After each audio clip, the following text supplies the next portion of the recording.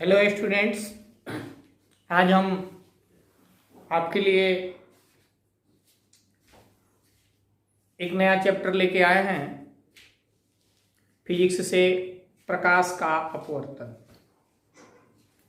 जैसे कि हम जानते हैं कि प्रकाश एक मीडियम है, एक माध्यम है। प्रकाश के संपर्क में ही जब कोई वस्तु आती है तो वह दमकती है, चमकती है और हमें दिखाई देती है।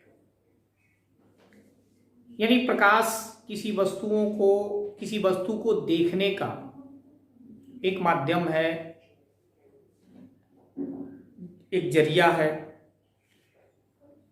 वैसे तो प्रकाश जो है हमें डिफरेंट सोर्सेस से मिलता है, जिसमें कुछ नेचुरल सोर्स हैं, कुछ आर्टिफिशियल सोर्स हैं, जैसे सन, स्टार्स,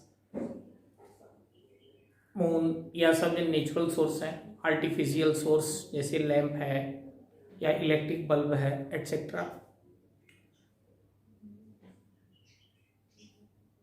लाइट को रन करने के लिए एक मीडियम की आवश्यकता होती है, एक माध्यम की आवश्यकता होती है, और प्रकाश 3 माध्यमों में रन कर सकता है, गमन कर सकता है।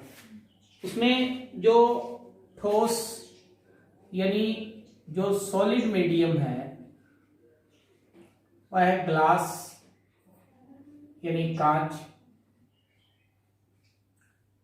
द्रव यानी लिक्विड मीडियम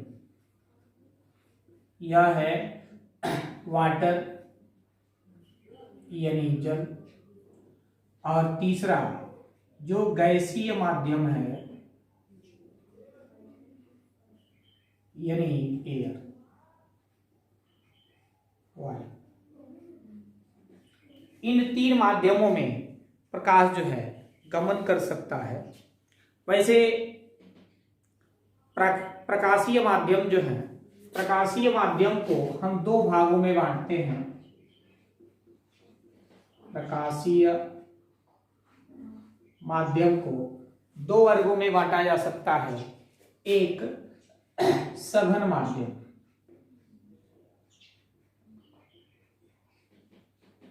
और सेकंड है विरल माध्यम। विरल माध्यम यानी पहला आपका सघन माध्यम, डेंस मीडियम, और दूसरा रेयरर मीडियम।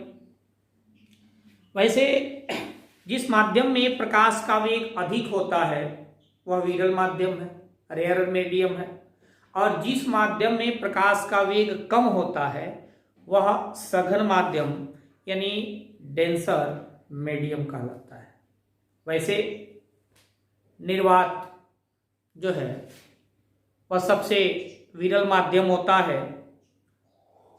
वहीं दूसरी तरफ हीरा, डायमंड, जिसकी डेंसिटी अधिक होती है, यह सबसे सघन माध्यम में जाना जाता है।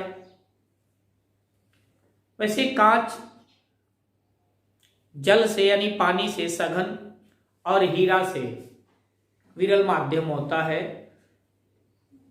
यानी कांच जो है जल की अपेक्षा वह सघन है, लेकिन डायमंड यानी हीरे की अपेक्षा जो है विरल माध्यम है।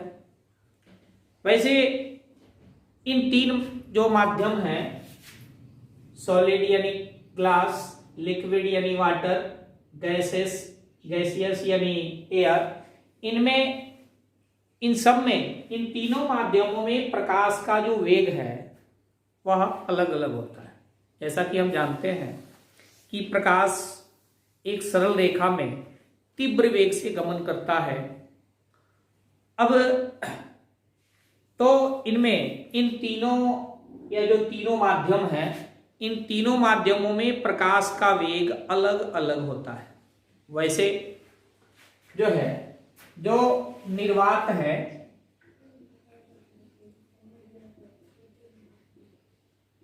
निर्वात यानी वैक्यूम, निर्वात में प्रकाश की चाल जो है, निर्वात में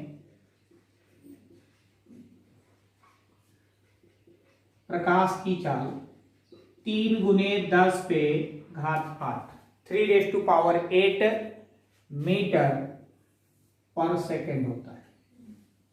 यानी निर्वात में प्रकाश जो है 3 गुने 10 पे घात 8 मीटर पर सेकेंड के वेग से रन करती है, गमन करती है। अब जैसे कि प्रकाश जो है जब किसी परावर्तक सतह से टकराती है तो परावर्तक सतह से टकराकर रिटर्न हो जाती है, जिसे प्रकाश का परावर्तन कहते हैं। लेकिन जब किसी पारदर्शी माध्यम से प्रकाश की किरण होकर निर्गत होती है तो यानी माध्यम बदल जाता है और प्रकाश एक माध्यम से दूसरे माध्यम में चली जाती है। यहाँ यह कुछ नियमों को पालन भी करती है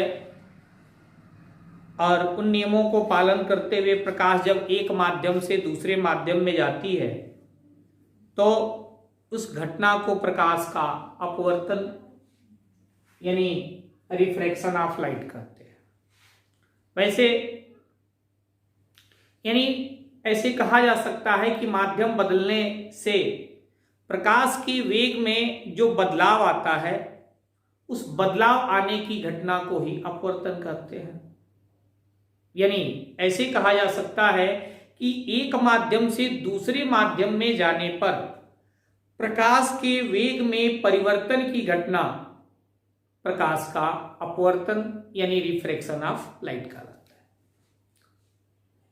अब चूंकि यह प्रकाश जब एक माध्यम से दूसरे माध्यम में जाती है तो उसके वेग में परिवर्तन होता है और इस परिवर्तन को प्रकाश का अपवर्तन कहते हैं। जैसे अगर मान लें हम कांच का एक टुकड़ा लें यानी ग्लास, अब इससे एक परपेंडिकुलर लाइन हम खींचे जिसे नॉर्मल कहेंगे। अगर जो है एक लाइट रे इंसिडेंट होती है, आई मीन आपतित होती है, तो यह जो है नॉर्मल की ओर यानी अभिलंब की ओर यह मुड़ते हुए निर्गत होती है। तो यहां इस आने वाले किरण को हम जो है आपतित किरण और निर्गत होने वाली किरण को अपवर्तित किरण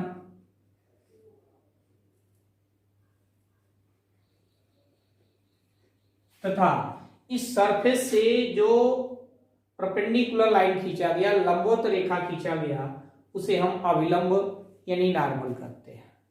अब यानी जब प्रकाश किरण आपतित हुई तो आपतित होने के बाद यह नॉर्मल यानी अभिलंब की ओर मुड़ते हुए निर्गत हो गई।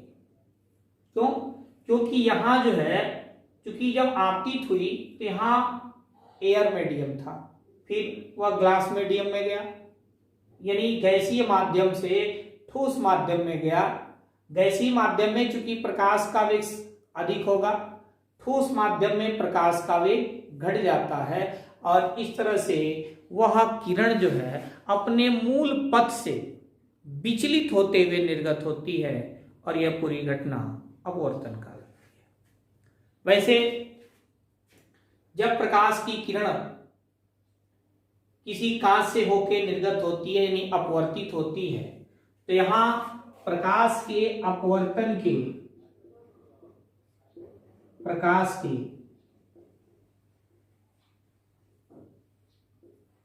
अपवर्तन के दो नियमों को यह पालन करती है। यानी प्रकाश के अपवर्तन के मुख्यतः दो नियम हैं, जैसा कि प्रकाश के परावर्तन के भी दो नियम थे।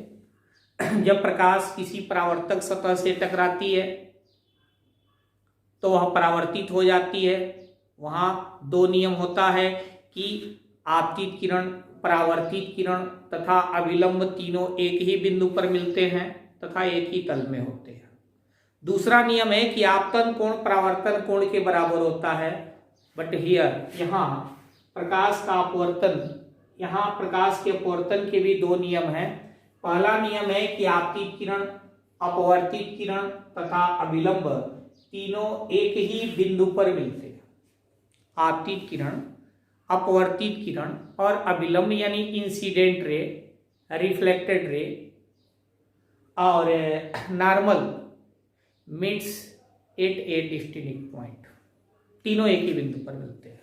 दूसरी तरफ यहां आपतित किरण और अभिलंब के बीच यह जो कोण बनेगा यह कहलाएगा आपका आपतन कोण,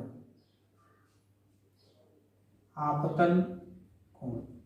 वहीं अपवर्तित किरण और अभिलंब के बीच जो कोण बनेगा यह कहलाएगा आपका अपवर्तन कोण, अपवर्तन कोण। तो पहला आपका जो नियम था कि आपतित किरण, अपवर्तित किरण तथा अभिलंब तीनों एक ही बिंदु पर मिलते हैं।